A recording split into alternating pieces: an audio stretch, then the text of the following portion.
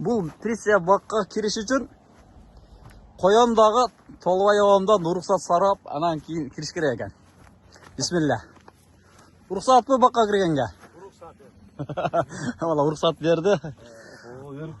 Урматтуу көрүүчүлөр, биз Толбай ауылынан Присия багына келатабыз. Бұл ультра эң эрте бушчу сорт. Өткөндө гүлдөп алдында дагы 2 жума мурун, 3 жума мурун келип тартып кеткенбиз. Ошонун нөмөсү кандай болду, жыйынтык кандай болду, ошону тартып кетебиз буюрса. Мына уже Присия өрүгүбүз уже кызыл оттенкалары уже башталды.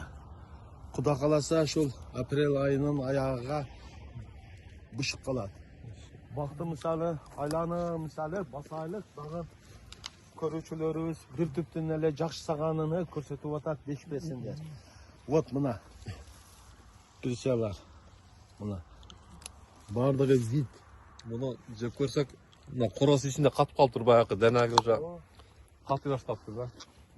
Мына данеги катып баштаптыр. Түшүм бар. Ого, Өтө жакшы түшүм. машалла. Өрүк. Жакында өрүк пышат тугандар. Бул Бул эл эрте эле окшойт дагы. ооба. Биз муну полукарликтин кайсыл жагы биз неме жакшы дейбиз. Полукарликтин эң бир жакшы жери жерден терилгени. Без шатысыз, лестницасыз. Жерден терилет, тез терилет. И полукарликтин экинчи жакшы жагы 2 жылга уже түшүмгө кирет бул. 7 жыл, 8 жыл, 10 жыл күтпөйсүз. Вот мына кызыл оттенкалары болуп уже бышканга даярданып атат булар уже. Эртеге ушул апрелдин аягыга 26-сыга же болсо апрелдин ушу 27-28-дерге куда каласа бышат.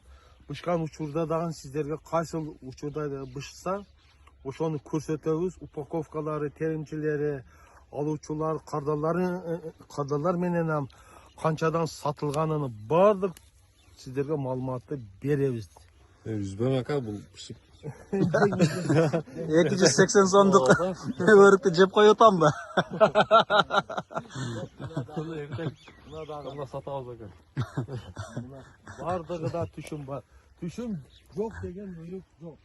Себеби дегенде Присиянын дагы бир өзгөчөлүгү -5 градус, 6 градус болгон учурда дагы суукка чыдамдуу. Бул Присияны дагы ушул жакка алып келип, ушундай кылайлык Толбай ака, эгип көрүң ака дегендердин эң бир себепчиси Руслан инибиз болот. Ошонун демилгеси менен, ошонун аракеттери менен ушундай эрте бышуучу сортторду биз алып келип эктик мына. Ушул үкабызга биз особенно Баткен областынан жана башка райондор, областтар бул үкабызды бизге Куда берди да. Ошол бакчылык боюнча бизге сунуштарын берип, жардамдарын берип, ушундай неме кылганыбызга эң бир себепкерлердин бири Руслан болот да. Буну кандай багып атасыздар? Дагы кандай азыктар берилет? Удобрениясын айтып коеюн. Биринчи удобрениясы ошол жалбырак чыгарып гүлдөштөн алдын диамофос салынган. Ар бирине азыр шуга 1-2 килограммдан. Азыр энди уже данеге катышты баштады.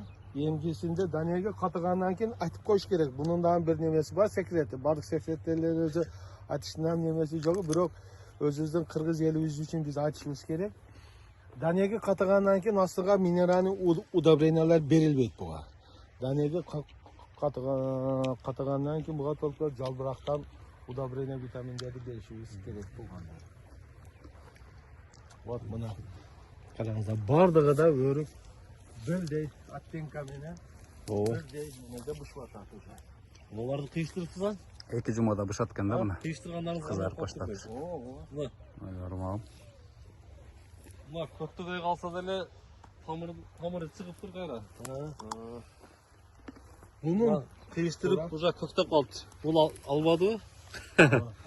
Бул кармаптыр а. Мен өрүк албадыбы дедим мына. жок алган. Бул эмнеге дегенде бул сынып калган былтыр көп салып. Көп салгандагы ошону көтөрө албай сынып калган болчу. Ооба. Ошону анан кийин астынан чыккан эле ошону кыйштырып койдук. Себеби дегенде мунун подвою өтө жакшы. Подвою анас мана билан 29 с деп коет. Ошол подвойго улап койсоңуз уттурбайсыз. Дагы эле ошондой түшүмгө кирип ошондой болуп неме кылат. Унан бул сорттон эч качан уттурбайсыз. Присянын эң бир өзгөчөлүктөрүнүн бири номер 1. Башка сортторго салыштырмалуу полукалека бул өтө суукка чыдамдуу сорт. Өтө суукка. Уже пышып тур да уже мына. Уже баштады. Айтылып Дагы бир 3 күндөн кийин муну базарга чыксаңыз саргарып калат экен да. апрелдин аягында уже куда каласа бушат. Bunu Turkiyada örüktü koru malında satışat eкен да. Ошондой. Koru malında upakovka kılıp kilosun примерно 10 dollar 15 dollarga чейин korosун satışat eкен. Өрүк кылгандар өрүк эмес эле баягы базарга кора кылып сатып ошону акча кылышат экен да. Туура. Пышканына кызыкпайчы. Туура. Урматтуу туугандар, мынакей корону пышканга чейин анда Толбай менен сүйлөшүңүздөр. Коро сатылат да ко. Коросун тасып сатпайсызбы? Бардык өрүктө түшүм бирдей. Себеби дегенде бириде аз салып, бириде көп салып, андай жок, бардыгы да бирдей. Себеби дегенде мен көп жолу айтып атам, туура агротехниканы пайдаланып, туура агротехниканы колдонсок, түшүм бирдей болот. Мынаны караңыз, мына кызыл оттенкалары жүгүрдүбү, уже бул бышканга аракет кылып жатат туугандар. Туура агротехниканын пайдасы ушул туугандар.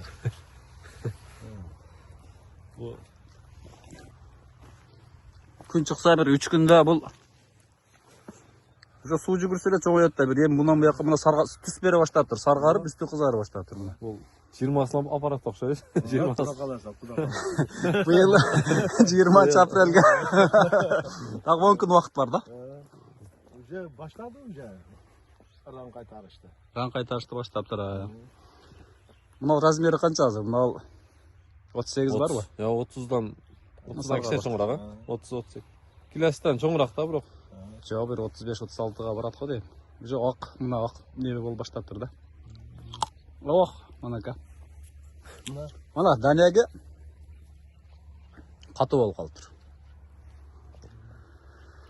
Мына ушундай туугандар, жыйынтыкты көрсөтөбүз дегенбиз. Мына жыйынтыкты буюрса Толбой келип, сөз бергендей сиздерге келип тартып жатабыз. Сөөгүн жеп болбой калыптыр жамына чоңойгондор.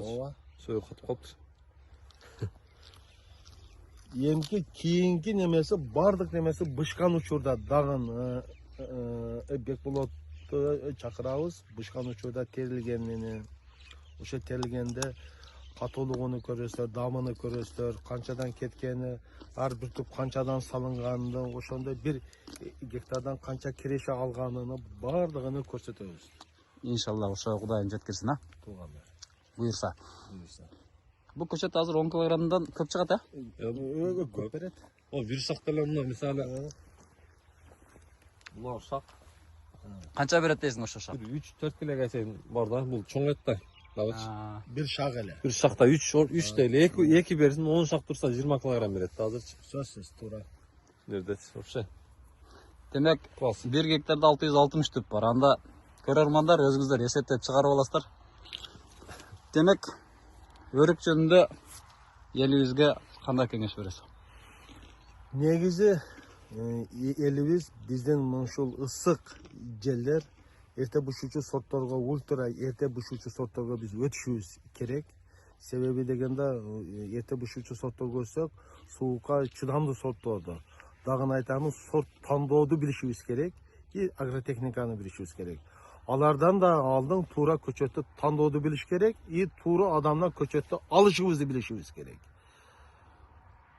Туура адамдан көчөттү алсак, туура ошону эгип пайдалансак, биз кирешебиз, элибиз дагы байыт, мамлекет дагы байыт, баардык ишибизде кут береке болот.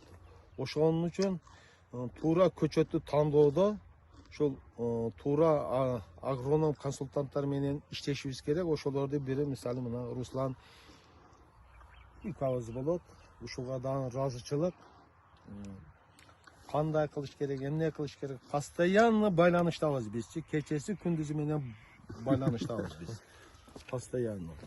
Кандай иштерди жүргүзсөк толугу менен байланыштабыз биз. көзі менен. Ана туғандар, Қырғыз қыштақта бұның атынан айтпайды да мына ал өріктечі. Мұны бардығы толы гиляс деп атқай өттір. Толыбай гиляс, толыбай өрік деп. Гиляс бақта жүр ошоны айтып отыр. Принц дейт, ана не кыласың, тол өрүк деп. Толубай өрүктөн барбы деп чалат.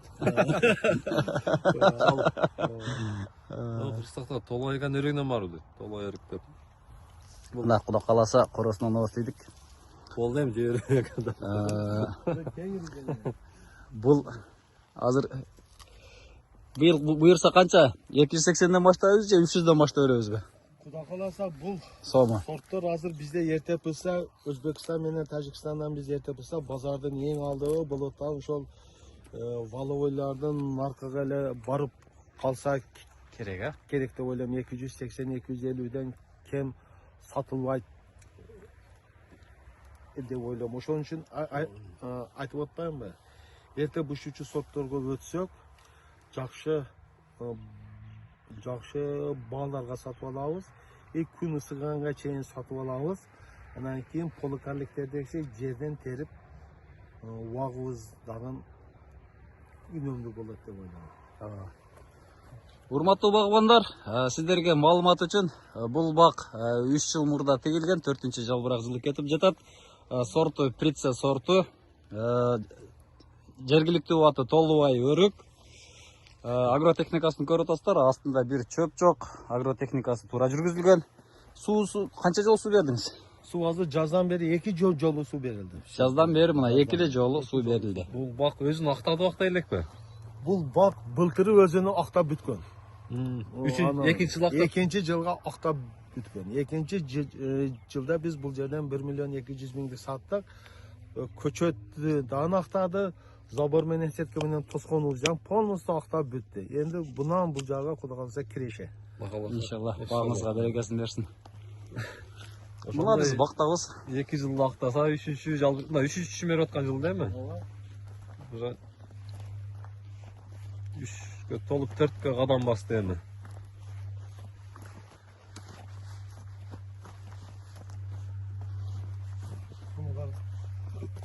Өтө жакшы да, Руслан. О, бардык өрүктө бар кеншим. Эми буну баягындагы байлайт окшойбуз алсам бужасын. Вот мынаны караганда бул жалбыракта азыр билинбей турат. Эртеге бышканда дагы көрөсүздөр мына. Ушундай салат бул өрүкчү. Капельный ленталар менен айланып байлайт окшойбузбу? Ошондой болот. Кийинки жылга буйруса бул дагында түшүнкөй экен да, буйруса. Буну листовой немелерди берип, ушо чоңойтпас керек экен. Кудай каласа, азыр алдык ошолорду. Ошолорду сразу берип. Ас жашыл болуп турат да, көкмөк эмеспи? Бул азыр жалбырак биринчи чыгарганда ас жашыл болот. Ооба, биринчи чыгарганда. Биринчи чыгарганда. Анан кийин биринчи чыгарып, данегени катыганга чейин минералдык немелерди беребиз. Данегени катыгандан кийин ошо ат жалбырагга биз витаминдерди беребиз.